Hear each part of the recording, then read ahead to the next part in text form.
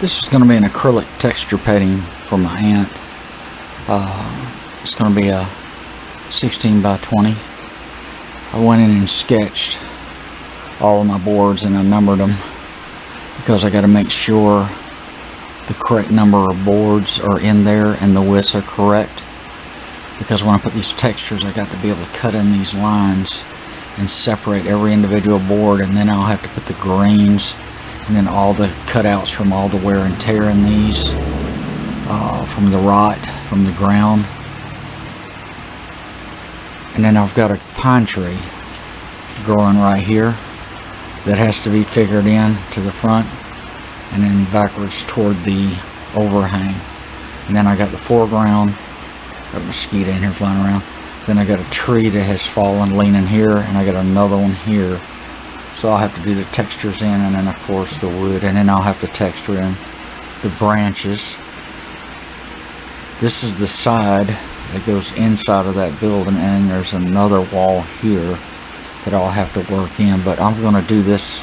I want to focus on this area first, and once I get this textured in and to the tree and get the tree in and board number 6 at the angle, I think after that I can size everything up and I'll get the roof on, and I'll probably go ahead and do this side first after that and then finish off this side.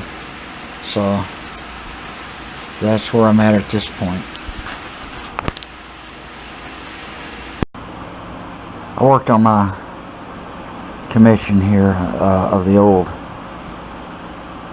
very old stock barn until about, I don't know, about 3:30 this morning, but I got a lot of it sketched in just to see where I'm going.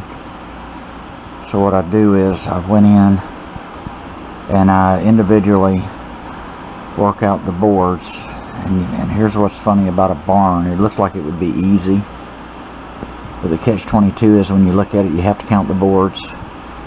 How many boards? Like in this case, I was looking at this area first from center. I would mark the boards 1, 2, 3, 4, or 1, 2. You can see the numbers 1, 2, 3, 4, and then I would go in and draw it in and detail it, and then I would come in and put the heavy gel matte golden molding gel on it, and I would take an edge in all the boards so they would look rough. Make sure the gaps were cut out with a palette knife.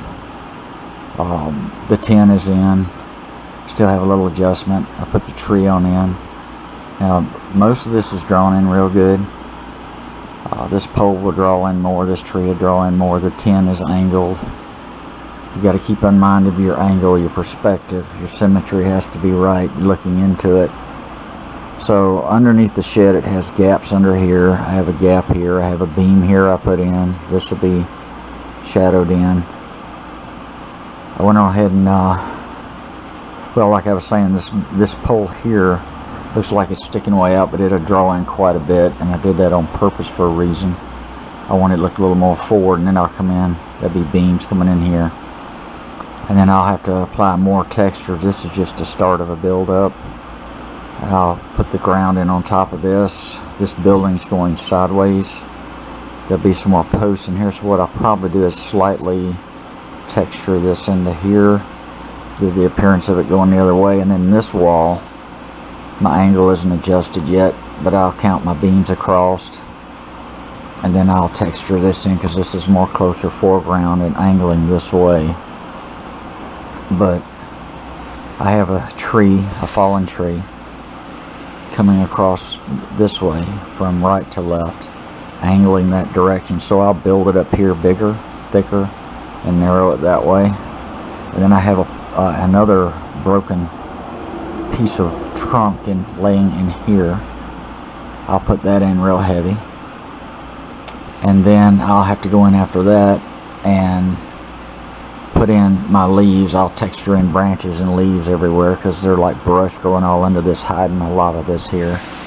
And then the background trees, of course, I'll just paint in the background first, and then I'll texture in. Actually, I'll texture in first any little things that are closer within the range of the shed, and then after that everything gets painted. That gives it a depth.